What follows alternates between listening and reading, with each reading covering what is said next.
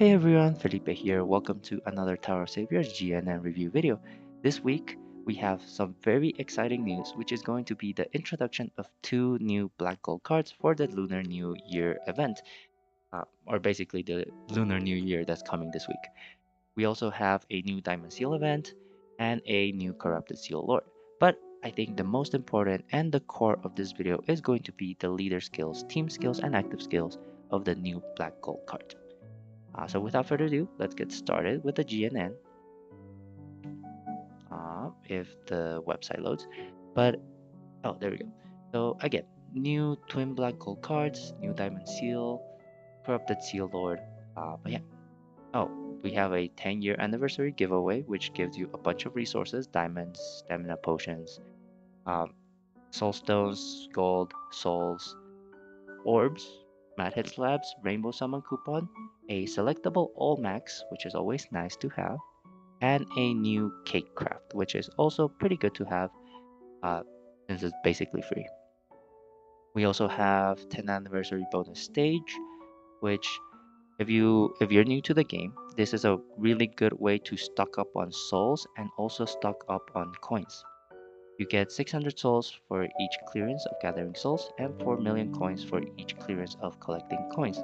However, each of these stages will consume 40 points of stamina, which means that if you don't have a big stamina pool, you will have to replenish with diamonds.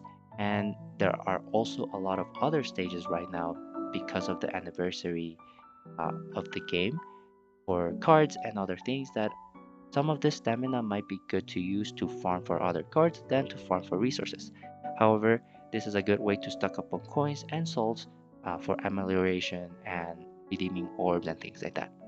So yeah, new bonus stage, pretty nice.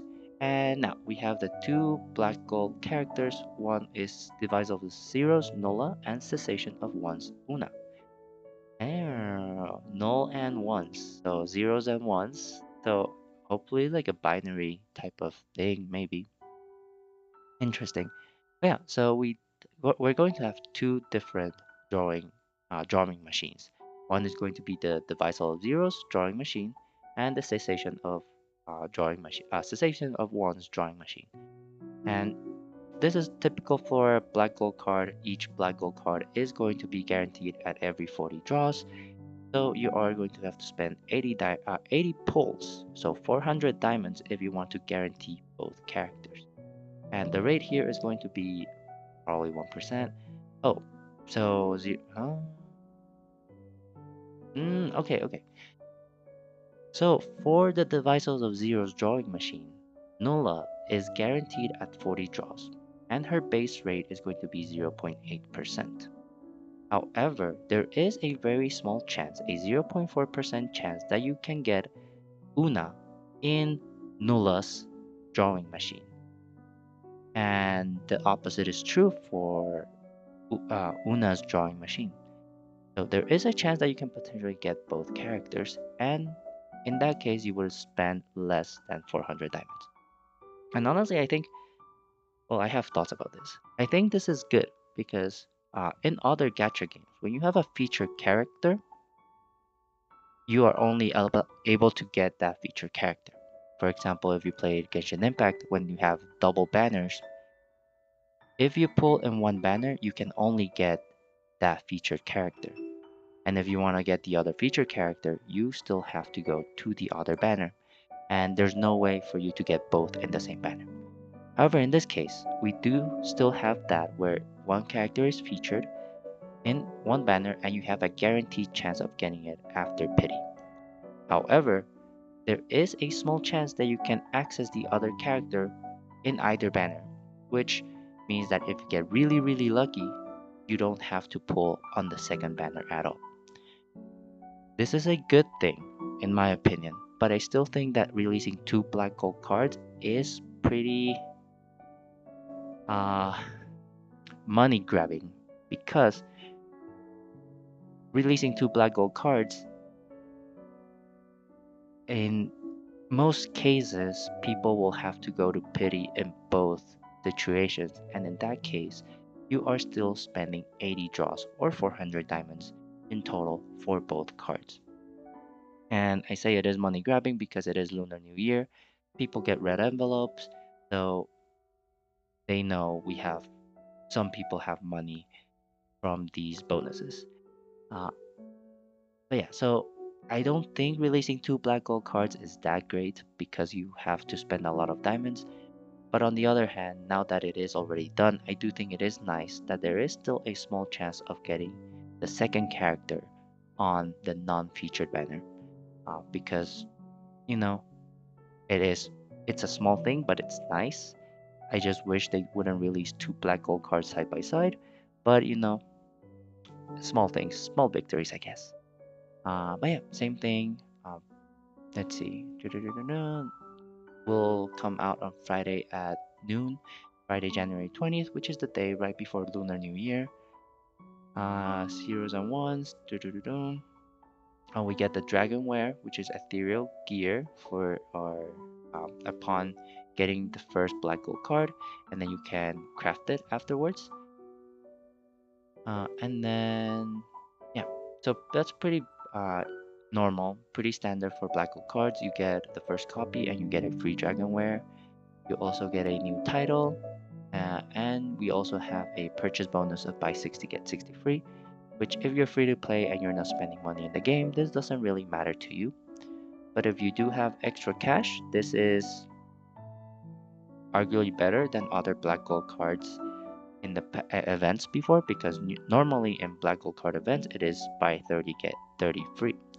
This one's buy 60 get 60 free, which is going to be slightly more cost effective, but you are spending a lot of money still. But it makes sense since double banner, you should probably get double purchase bonus. And buying two of 30 get 30 free is going to be more expensive than buying 60 get 60 free. So a nice purchase bonus, I guess. Okay, cool. Now we are getting into the core of this video, which is going to be the actual gameplay of these cards. So for the first one, we're going to have Devisal of Zeros, Nola, and she is going to be a Dark God card. For her leader skill, we have that team attack increases by 10 times, HP and recovery by 2.8. If there are a God and a Demon in the team, God and Demon attack times 1.6 additionally. For every 3 runestones dissolved, team attack increases additionally to the max of 6.25 or 15 runestones dissolved. My opinion, this leader skill is pretty simple and it is just going to be damage multipliers. Granted, it is very good damage multipliers. We have a base of times 10, which is going to be the higher meta right now. And we have an additional 1.6 just for building your team correctly. And for the third condition, dissolving 3 runestones is also very easy. That's literally just one combo. For the max of 15, that is a normal 5 combos, which is also very easy to hit, and you get a very generous 6.2 times multiplier. So overall, if you hit all the multipliers for Nola, you get about that's a 16. Wow, that math is kind of uh 62 times. That's about like 96. Uh, yeah, that's about a 96 times multiplier, which is pretty decent and pretty respectable in the current meta. However, she doesn't have any utility in her leader skill, so I'm crossing my fingers that she has more in her team skill. So let's take a look at her team skill, and that is really long. For the condition we have, the leader is the Visor of Zeros Nulla. So from the get-go, this is good because you do not have to run dual leader and ally. But yeah, so next we have extend runestone movement time regardlessly by 10 seconds. What the? All runestones possess the effect of all runestones. Sticky and burning will be nullified. Smog will be nullified. By dissolving 10 or more runestones, damage will be dealt regardless of puzzle shield, equal combo shield. By dissolving attributed runestones, the leader launches an extra attack of each attribute dissolved as much as 50% of its attack. After dissolving runestones, 10 runestones of each type will be generated in each column in specific order from left to right.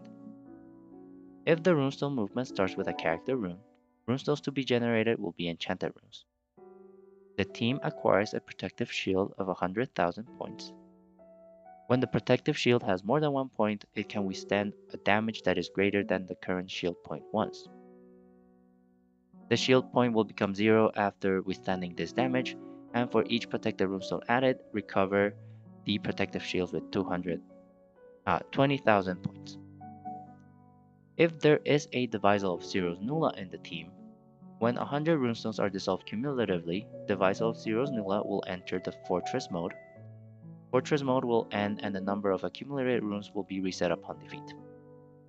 Whenever you are in Fortress mode, attack increases by 2 times and damage will be dealt regardless of defense.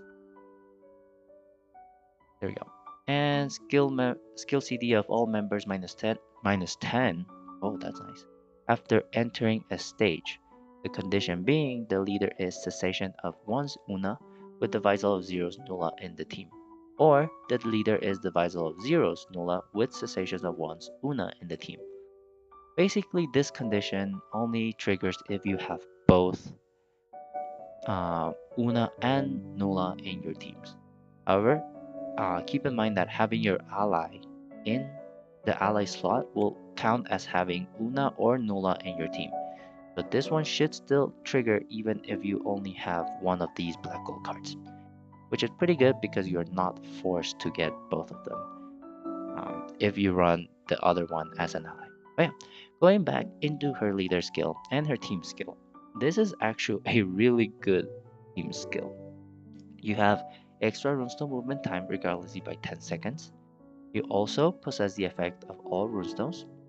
You ignore sticky, you ignore smog. You ignore puzzle shield, you ignore combo shield. You ignore, and these are really easy to hit because you also have guaranteed sky drop. You also have an Andromeda style skill. Meanwhile, Andromeda skill, you have to activate it and it can be reset. This is a passive skill of Andromeda. And honestly, I don't know if you I don't know how I feel about that, especially because Andromeda just got her power release. And people were having fun with her, her fireworks shows and things like that. And now we get a leader that can do the same thing, but just by having a passive skill. So, it's a nice thing. You also have a shield that has a tumbler effect. So if, for example, if an enemy hits you for 500,000 damage, you will still not die because the shield will go down to 1 point. And you can also add shields with using protected runes, which makes a lot of sense. And honestly, that's the way protected runes should have worked in the first place.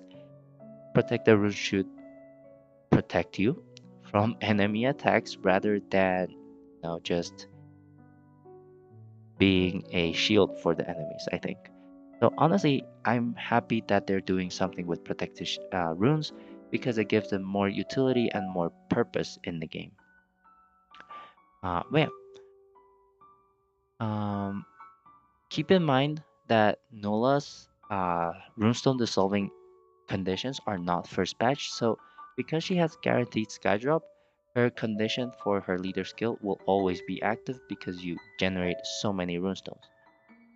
You also generate runestones for her dissolving runestones to 10 runestones of each type. Yeah. For her, this one, puzzle shield and equal combo shield condition, it's going to be really easy to hit.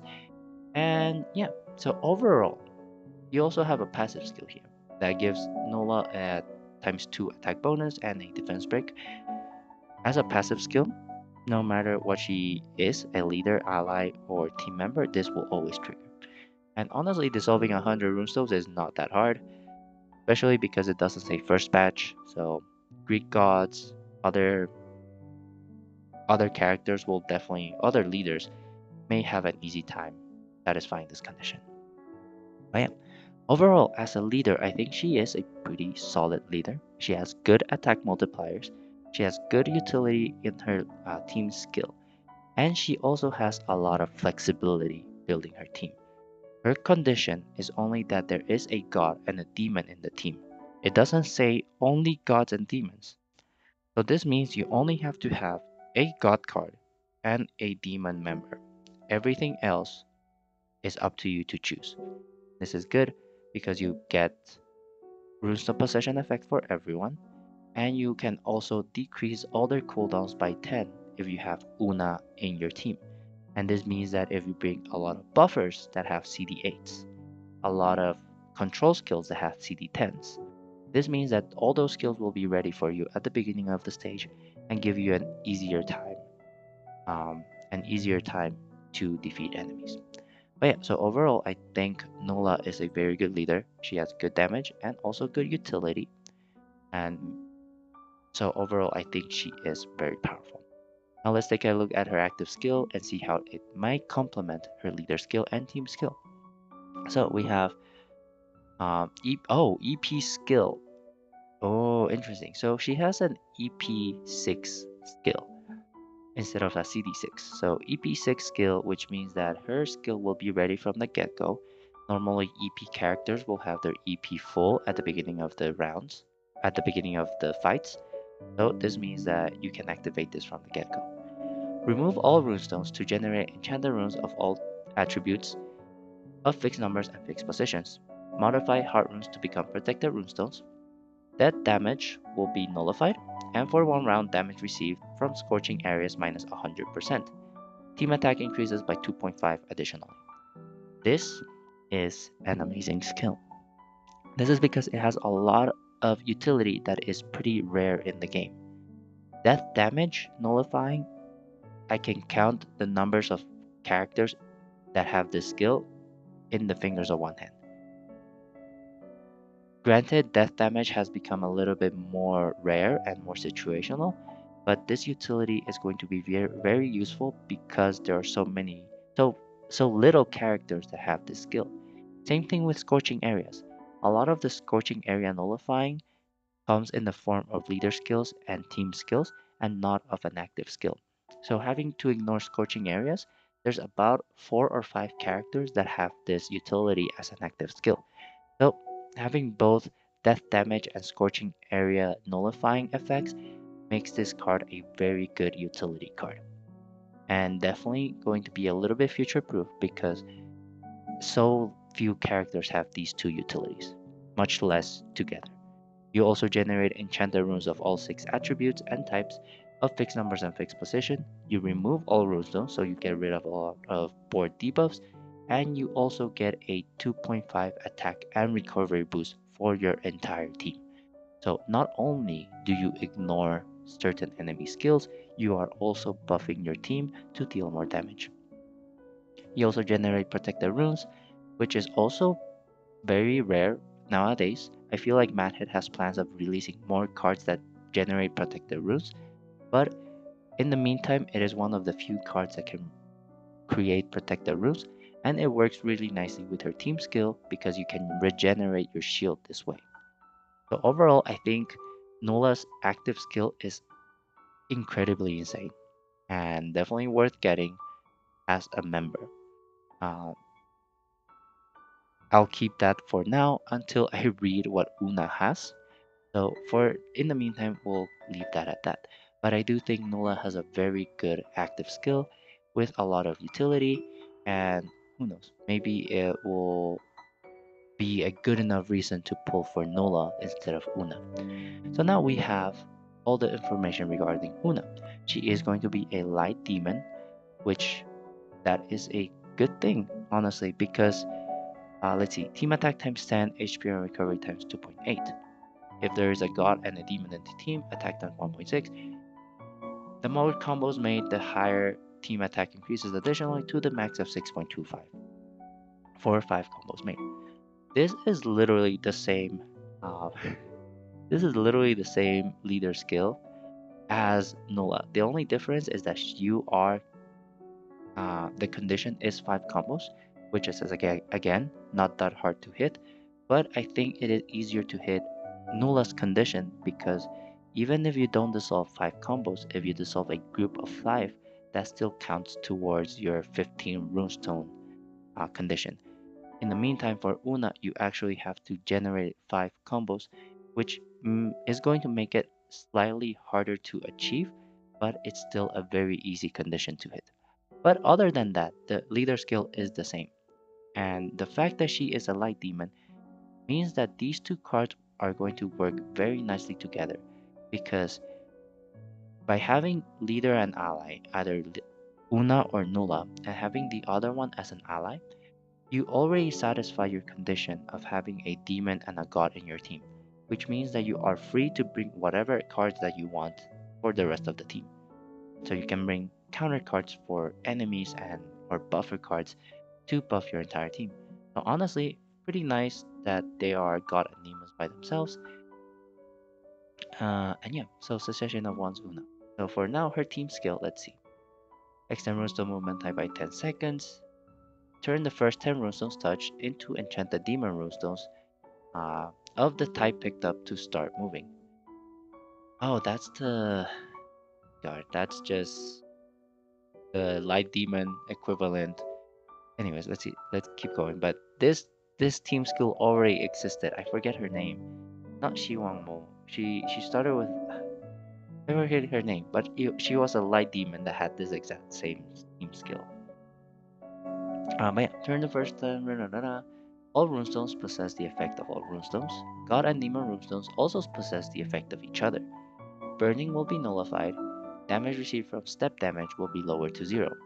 By dissolving more than 10 runestones, damage will be dealt regardless of initial shield and fixed combo shield. Clear the negative state of electrified runes, frozen and petrified touch while moving. Combo count plus 10 each round. Attack value of all members except the Visal of Zero's Nulla will be lowered to 0. Add 2.5 times the deducted attack basic value to the leader's attack basic value. The team will not be poisoned. 40% of damage received to HP convert 40% of the damage received to HP recovery. Damage from boss skills will not be counted. Upon the skill activation of Una, damage received in the round will not lead to your defeat. If you have Cessation of Wands Una in the team, 30 or more life runes are dissolved. Una will enter the Bloodbath mode. Bloodbath will be ended when light runes um, will end upon defeat, and accumulated light runes will also be reset upon defeat. But if whenever you are in the Bloodbath mode, according to the last rune used to end runestone movement, you will launch an extra attack of that attribute as much as 1.5 times its attack. If a heart rune is used to end the runestone movement, you will launch an extra non-attributive attack regardless of defense. And same thing if you have both Una and Nulla as a leader and ally. Interchangeably, you will have a CD minus 10 for all members after entering the stage. Ooh, okay. So this is a lot to unpack. And this is going to be an amazing leader skill as well. And it's funny because they complement each other and they cover each other's weaknesses really well.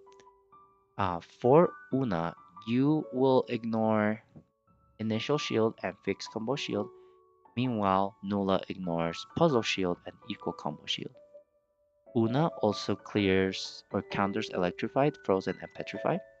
You also add 10 combo counts to your basic combo after at each round, which is pretty nice. Um, Same thing, Runestone Possession effect. You have the ability to transform runestones while you touch. So this is the same, not Xiaotuan, what's her name? The light Wu Zetian, yeah. She is basically the effect of Wu Zetian, where you can just generate a line of demon runes of whatever type you want. And because of your team skill as well, you get a plus 10 combo count. So you can always just clear things really quickly. You have less sky drop because Nola had a guaranteed sky drop, but for Una's case, you just get 10 combos for free. You also ignore poison. You also convert 40% damage received to HP recovery, and you also get basically a Luna type skill or a Lucifer type skill where you reduce the attack value of all members to 0 and add 2.5 of that to the leader. And here's the thing, that was an active skill of a lot of characters, and it's one of those active skills that was so good in early Tower of Saviors that everyone wanted to have that. You had Novalis, you had Lucifer, um, yeah, basically Novalis and Lucifer, and a lot of the meta teams in early Tower of Saviors would include Novalis and Lucifer because of this attack absorption effect. And with this attack absorption effect comes an amazing active skill too, which is either Ursula or Luna. And in this case, Luna from the 12 Zodiacs is going to be an amazing card for this leader because she will be able to share the highest attack with all demons and all gods. And guess what? Nula and Una are both gods and demons, which means that you can share Una's insanely high attack with all your members if you're running a mono god and demon team. So I think this leader skill is going to be better than Nola's leader skill, just from a leader skill perspective. Because not only you get a lot of utility, you also get a lot of things that make it easier to spin. For example, combo count plus 10 makes it easy to spin because you don't have to think of making high combos. Being able to choose which runestone to generate while moving also gives you an easier time spinning. You are not poisoned, which means that you don't have to worry when an enemy has poisoning, and you also convert 40% of your damage received to HP recovery, which is also very nice and helps you be a little bit more brainless. You also ignore initial shield and fixed combo shield, ignore burning and step damage. So, in my opinion, Cessation of One's Una is going to be a better leader than Nula.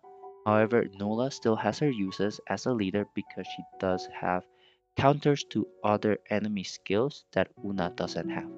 For example, if you encounter an enemy with a 5 attribute attack shield where you have to hit it 5 times with different attributes, Nula will have an easier time because that's inbuilt into her uh, team skill. If you encounter equal combo shield, that is also going to be easier for Nula because she ignores equal combo shield. However, as a whole, I think Una has the better leader skill because you have more utility inbuilt. But yeah, both of them has a passive and that's good. So honestly, I think Una has a really, really powerful leader skill. And if you have AR Luna, definitely add her to your team because she will become really powerful in this team. But yeah, for her active skill, we have an EP3 active skill. For one round, damage will be dealt regardless of equal combo shield, combo seal, runestone combo nullifying. Cessation of one's Una attack will increase by 1.6 times. If the leader is Una or Nulla, damage will be dealt regardless of anti-runestone shield. If enemies are in a gashed state, damage dealt to the enemies increases each round to the max of 4 times. This effect stays in play until defeated. Deal a light damage of 100 million damage to all enemies regardless of defense and enchanted runestone shield. What is a gash state? I don't know what gash state is, but let's see.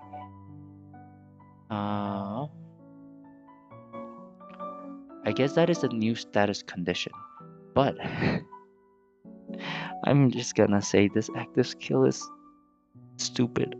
This active skill is stupidly good, and why would you have to release 2 black gold cards? Una is already pretty good, and EP3 is a very, very short cooldown. You can activate this pretty much every round, and it's.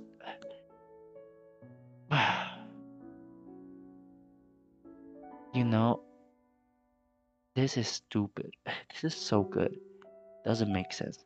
Anyways, you ignore equal combo shield, you ignore combo seal, you ignore runestone combo nullifying.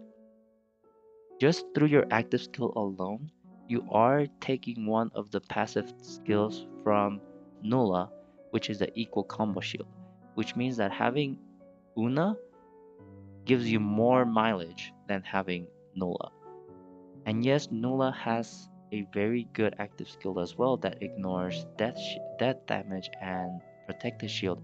But this one right here helps you ignore equal combo shield, runestone combo nullifying, also anti runestone shield. You also get another attack and you deal a sniper damage and everything at EP3, which means that you can have this active skill ready or use this active skill more times in a row because you're using less energy points. This is really, really good.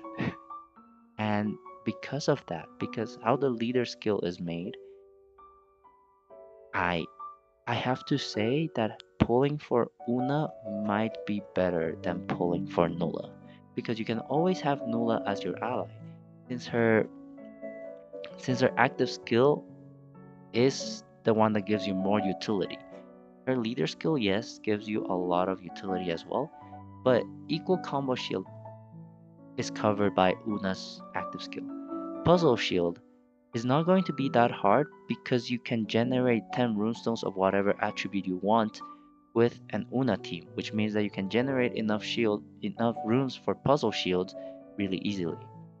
Extra attacks, this is going to be a little bit of a niche for Nola, but you can bring characters, for example, Ouroboros, that launches attacks of all 5 attributes if you run an Una team. Um, Protective Shield, that is going to be a little bit more rip to lose that, but if you are killing everything in one round, you don't really need a Protective Shield. And even then, Una also has a defensive skill of transforming 40% of damage received into HP recovery. So I think Una is a better choice for a leader. If you could only choose one character, I would say choose Una and have Nola as your ally because death damage and scorching areas is less common um, than equal combo seal, anti-runestone shield, combo nullifying. And so, if you really, really need Nola's active skill, you can just have it as your ally and still benefit from that. So honestly, Una seems to me to be the better option. But yeah, if you had, I'm personally getting both, but if you have a lack of resources, I do recommend you pull for Una because she has a better or more well-rounded kit, and I feel that you will get more mileage out of her as compared to Nola. Uh, with a caveat, an asterisk here, that Nola's leader and active skill deals with things that are rare and situational, which is why I say Una's better. However, if from here on out Madhead decides to make those annoying shields more common, or just slap them into every single enemy, then that opinion will probably change. But for now, at this current moment, I believe that you will get more mileage out of drawing Una and drawing Nola. But yeah, now have 10 weaponized left. But yeah, so basically that's going to be the end of the analysis for the two new black gold cards. Uh, they're honestly both really good, but honestly only having to run, you only need one. You can always have the other one as your ally. And so honestly you only need one. But yeah, so we have 10 free draws for each coupon. Let's see, summon really 10 zeros and 1 summons coupons. Uh, okay, so we only get 10 draws. We don't get 20 like other. Why? Why do we not get 20? Hmm. Okay, I feel like because there's two banners, we should get 20 draws, but can't really do much about it. We have the two Dragon Wares, which is going to be Ethereal Gear and Evil Erasing Blade. This is for Nola and this is for Una.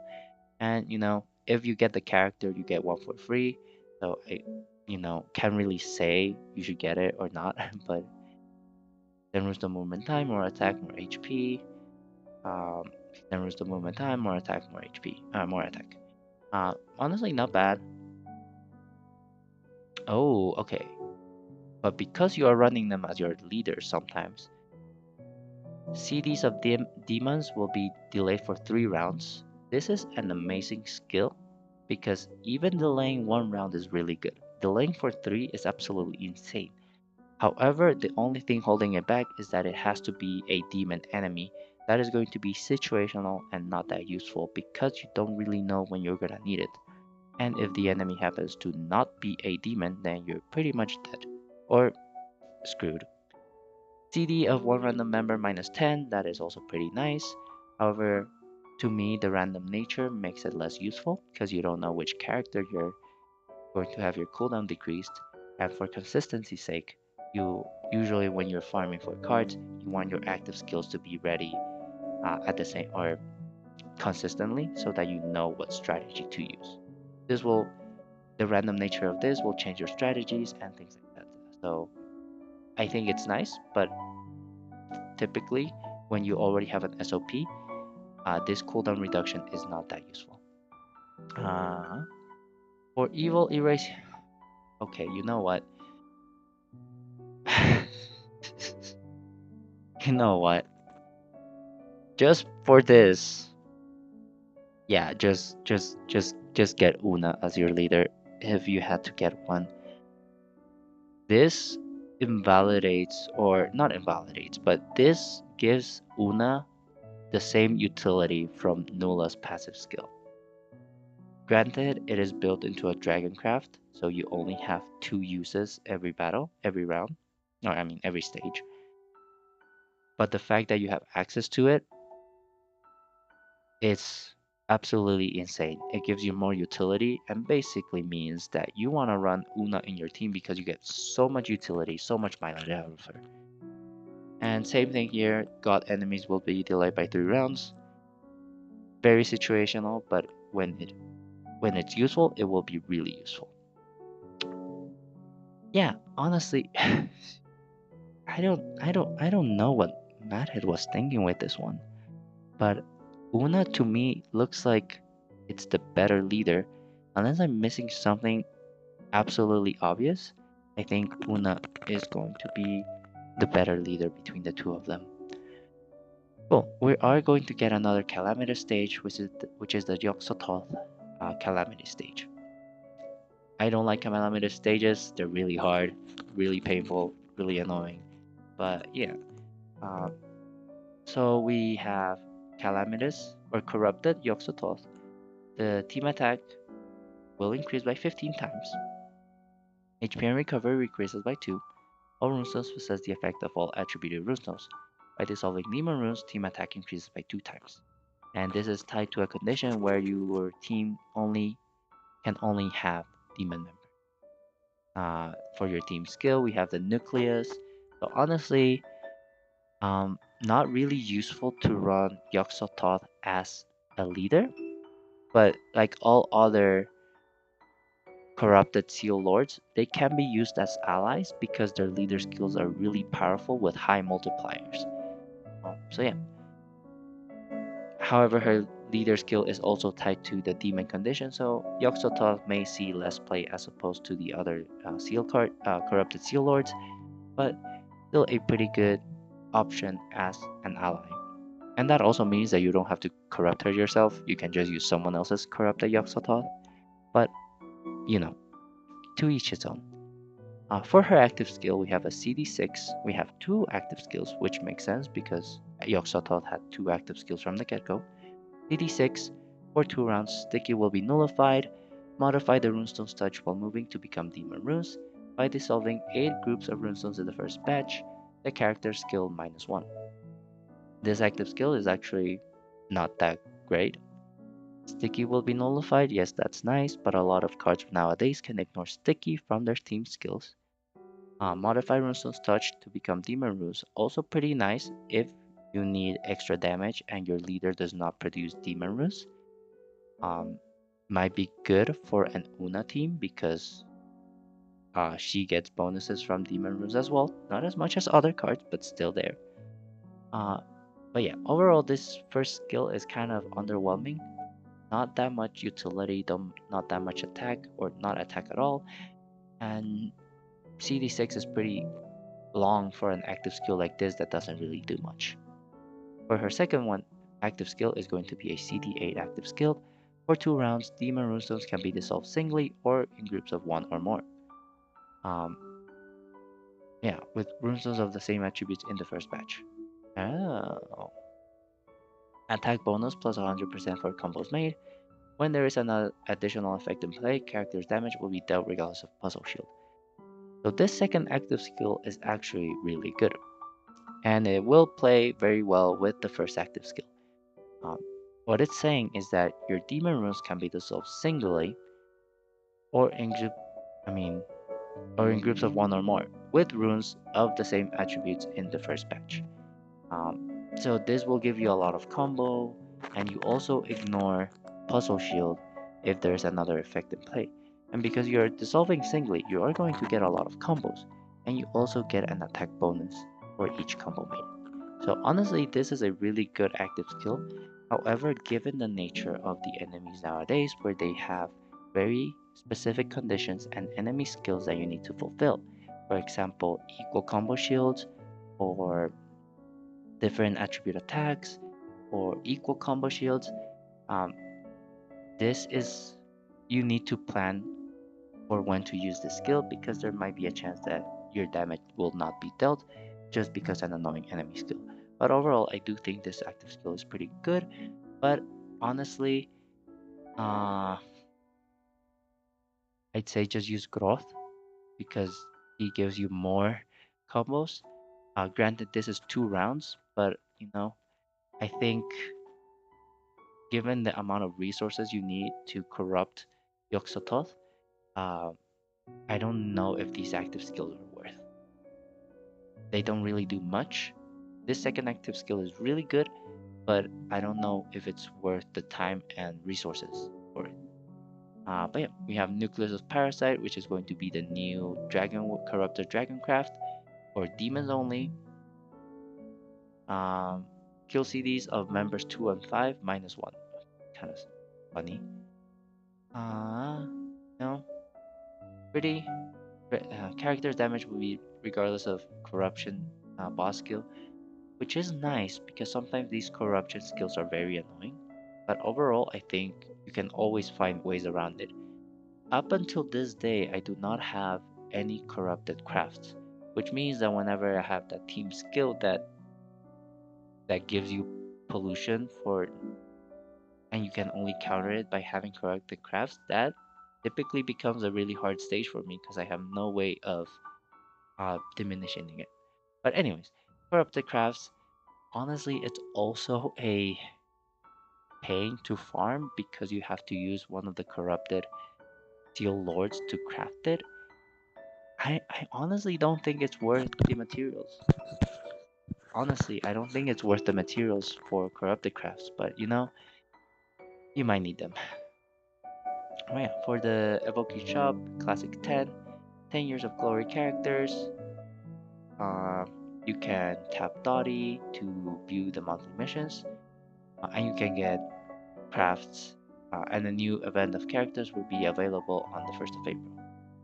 In the celebration of the 10th anniversary of TOS, there will be a new evoking shop from the 23rd of January, which you can use evoking coins to for event exclusive characters like Taji, Metasword, Laox, and characters like that. And these are going to be new characters. They're not reruns, I think. Okay, cool. We have Abiding Memories Daji, which is basically just a fire version of Daji. And I think it has been released just for the active skill, CD6, Time Tunnel, and attack bonus of plus 75 for each combo made. Basically a budget Daji, which honestly, as a free-to-play card, it's definitely not a bad thing to have. This is a very good active skill, and you should definitely get this card if you can, especially because it's going to be free. Or Metasword. We have a leader skill, which has a times 6 attack bonus for Machinas. Um, for Meta Sword, attack increases by 2.5, HP and recovery times 2.5, and by dissolving heart runes or runestones of the character's attribute, team attack increases by 2 times additionally. I think, yeah. There is a Meta Sword in the team, skill CDs on Machinas -1 after entering the stage. The leader is Perfect Evolvement Meta Sword and the ally is Meta Sword. Wait, how? Huh? How are you able to get Meta Sword? Since Meta Sword requires all 5 mechanical beasts to combine. Interesting. For each group of 5 or more runestones dissolved in the various batch, leader and ally attack increases by 5 times to the max of 125 for 3 groups. Wait, that's a big jump. Combo count increases by 5 to the max of 15 for 3 groups. At the end of each round, turn the column below the leader into dark runestones. Honestly, this is very nice. 125? 100? Really? Why does that feel like a typo? I guess. I feel like it should be 15, but if it's 125, I'm not complaining. But that seems like a typo. Granted, I think because of the lack of utility and the fact that Metasword is a 5-card combination, I think we will be seeing a very limited usage of this card because no utility. This one, I need to confirm this condition. If this condition is easier hit and you're still allowed to bring other characters in your team, then this team skill is going to be really good and really nice, especially for a free-to-play card. But we'll have to see. But yeah, for his active skill, we have 2 active skills, CD6 and CD5. Release the lock skills of the character and neighboring members. Sticky is nullified. Damage will be dealt regardless of initial shield. If there are 2 or more Machina members in the team, skills stays in play for 2 or more rounds. Honestly, not a bad skill, especially because Meta Sword definitely needs more utility. But overall, I think there's a lot of other cards that can do what he does better, especially for this first active skill. For his second one, CD5, damage will be dealt regardless of defense, and launch 30 dark attacks to all enemies. This one is actually a really good skill as well. And not because you're launching dark defense break and launching 30 dark attacks, but only based off the sheer number of attacks that you're launching. Which means that this card is going to be really good at countering enemies that require a certain number of attacks. Normally, we only have like 15 or 20 extra attacks, which is enough, but Madhead has started to release enemies that require about 50, 30 attacks in order to be able to deal damage to them. So having this card that can deal 30 dark attacks is going to be really good, especially because you can use evoking coins, which means that this card is going to most likely be free to play. So also definitely get this card because not only you get this 30 attack utility, but you also get initial shield utility as a side effect. And then we have Brilliant Triumph Claw Oaks, which is going to be a light demon card with a CD7 skill and the following effect. Remove Tornado. After successful removal, skill CD of other demons -5. Explode all runestones to generate enchanted runestones of fixed numbers and attributes. And for 1 round, human, demon, and machina attack ×2. This one is going to be a little bit situational. Also, not. I feel like a lot of other cards can replace Glauox. So definitely good to have in your inventory because you can remove tornadoes and generate a fixed board as well as give yourself more attack. But I think there's other cards, especially if you've been playing the game for a while, there's a lot of other cards that you can use instead of this card. Um, and yeah, so, but if you're free to play and you don't have anything that resembles this card at all, then this is a good card to have because it will become very good utility in your inventory just in case. Meta Sword skill adjustment. We have a yeah, before adjustment, when the team consists of two fire members, team attack times 4 and recovery times 3. Now this increases, okay. So basically they are making Meta Sword more Machina friendly. In the past, you would be tied to an attribute. Now you are tied to Machinas or fire members. So this is pretty good for Meta Sword as well. Um, Still, I think Meta Sword is still a 5 card combination, so I don't know how we're gonna deal with that. We also have a Realm Exploration Sparkle's Onslaught, new character that will be launched on the 2nd of January, which already launched, and a new character, Incubus Robot. And this is a Fire Machina with a CD7 skill, which has the following effect. Release the locked skills of all Machinas, which is way better than just releasing your neighboring members. Turn all runestones into enchanted Machina runes of all attributes and types of fixed numbers. If all Machinas in the team have 100% feel, you will turn the runestones into fixed numbers and fixed positions. For 1 round, for each group of runestones dissolved, combo count increases +1, and character's damage will be dealt regardless of defense. Honestly, not a bad skill, CD7. Uh, Honestly, a really good card, especially because it comes from Realm Exploration. But again, not that much utility. It's just a lot of runestone conversion as well as release. Actually, no, I'm lying. It's actually pretty good utility because you have release, you have fixed board conversion, you also have combo count increase, and also defense break. So honestly, this card has a lot of utility and definitely worth getting for a Machina card. And we're finally to the end of the GNN review, GNN news. And wow, my throat is hurting a little bit. But yeah, just to recap, we're going to get twin black gold cards released for Lunar New Year, which is this week.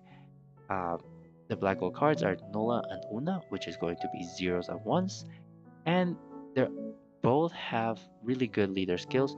However, I think Una, the light demon card, will give you more mileage in terms of leader utility.